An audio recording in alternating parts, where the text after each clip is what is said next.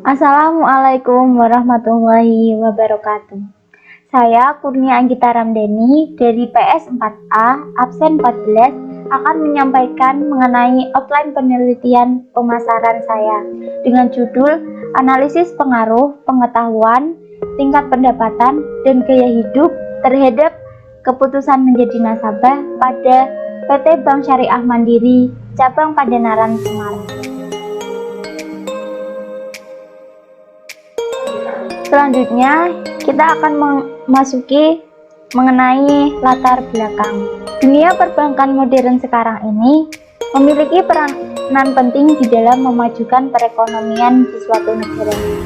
Dari perspektif teoritis, tentunya bank syariah berbeda dengan bank konvensional, karena bank syariah menerapkan prinsip-prinsip syariah atau hukum Islam.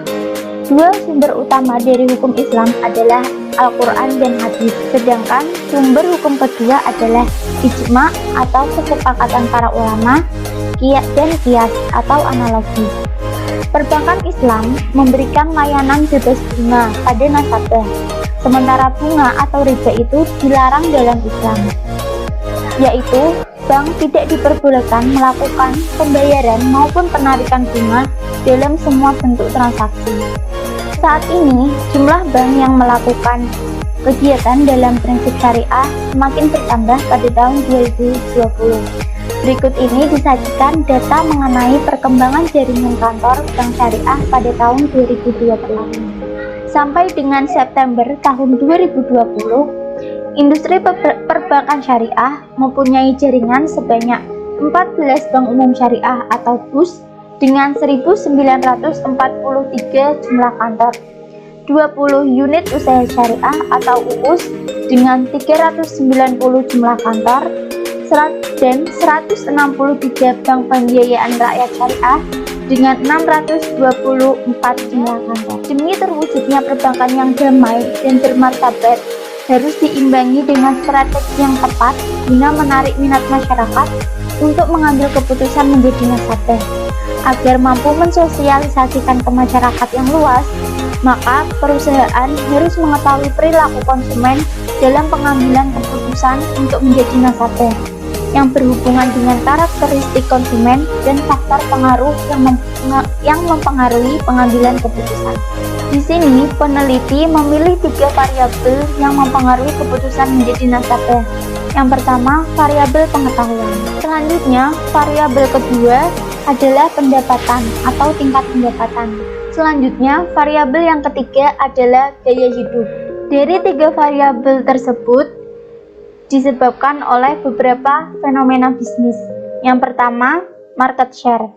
Jika dilihat dari snapshot perbankan syariah September 2020, market share bank syariah terbilang masih rendah, yaitu sebesar 6,24%. Angka ini terbilang kecil jika dibandingkan dengan market share bank konvensional yang telah melejit jauh dari bank syariah. Dan yang kedua, dilihat dari perkembangan DTK, PYD, dan aset. Meskipun market share bank syariah terbilang kecil, namun ketiga komponen tersebut mengalami pertumbuhan secara terus-menerus.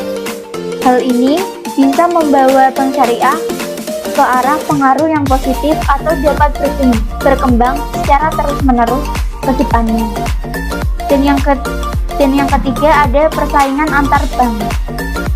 Selain itu, perkembangan bank syariah juga dapat menjadi ancaman bagi bank syariah. Data OJK menunjukkan jumlah kantor bank syariah semakin meningkat dari tahun ke tahun. Artinya, timbul persaingan yang ketat antar bank untuk mendapatkan nasabah.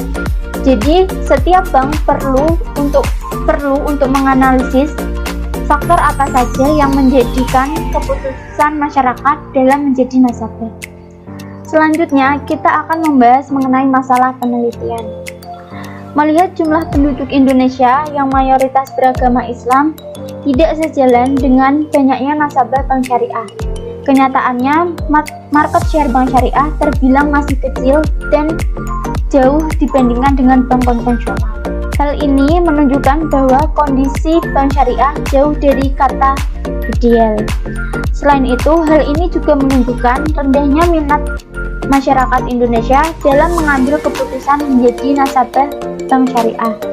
Jumlah penduduk Muslim Indonesia mencapai 87,2% dari total populasi tanah air. Namun, nasabah bank syariah hanya sebesar 17,95% dari jumlah penduduk Muslim. Maka dari itu, Bank Syariah Mandiri Cabang Pandanaran Semarang harus mampu menarik konsumen untuk menjadi nasabah. Agar dapat bertahan dan berkembang dalam mewujudkannya, BSM Cabang Pandanaran Semarang harus melihat faktor-faktor yang mempengaruhi perilaku konsumen. Pembahasan selanjutnya mengenai pertanyaan penelitian. Terdapat 4 pertanyaan. Yang pertama, bagaimana signifikansi pengaruh pengetahuan, tingkat pendapatan, dan gaya hidup secara simultan terhadap keputusan menjadi nasabah di Bank Syariah Mandiri Cabang Pandanaran Semarang. Yang kedua, bagaimana signifikansi pengaruh pengetahuan secara parsial terhadap keputusan menjadi nasabah di Bank Syariah Mandiri Cabang Pandanaran Semarang.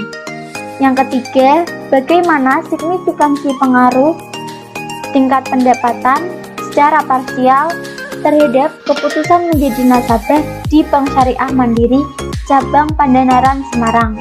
Dan yang keempat, bagaimana signifikansi pengaruh gaya hidup secara parsial terhadap keputusan menjadi nasabah di Bank Syariah Mandiri Cabang Pandanaran Semarang. Sesuai dengan rumusan masalah dan pertanyaan penelitian, maka tujuan penelitian yang ingin dicapai adalah sebagai berikut.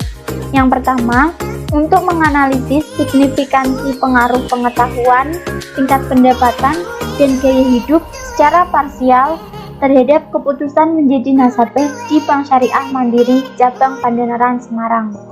Yang kedua, untuk menganalisis signifikansi pengaruh pengetahuan secara parsial terhadap keputusan menjadi nasabah di Bank Syariah Mandiri Cabang Pandanaran Semarang. Yang ketiga, untuk menganalisis signifikansi pengaruh tingkat pendapatan secara parsial terhadap keputusan menjadi nasabah di Bank Syariah Mandiri Cabang Pandanaran Semarang. Dan yang keempat, untuk menganalisis signifikansi pengaruh gaya hidup secara parsial terhadap keputusan menjadi nasabah di Bank Syariah Mandiri Cabang Pandanaran Semarang. Selanjutnya adalah manfaat penelitian. Manfaat penelitian terdiri dari 2 faktor, yaitu manfaat teoritis dan manfaat praktis. Yang pertama, manfaat teoritis. Secara teoritis, penelitian ini diharapkan dapat memberikan masukan dalam pengembangan teori yang terkait dengan pengaruh pengetahuan, tingkat pendapatan, dan gaya hidup terhadap keputusan menjadi nasabah, serta melakukan penelitian sejenis dan membantu menjelaskan teori-teori dari penelitian sebelumnya. Yang kedua, manfaat praktis. Secara praktis, hasil dari penelitian ini diharapkan dapat menjadi masukan dan bahan pertimbangan bagi Bank Syariah Mandiri Cabang Pandanaran Semarang untuk mengambil kebijakan yang strategis terkait dengan peningkatan jumlah nasabah. Dan yang terakhir, kita akan membahas mengenai kerangka pemikiran.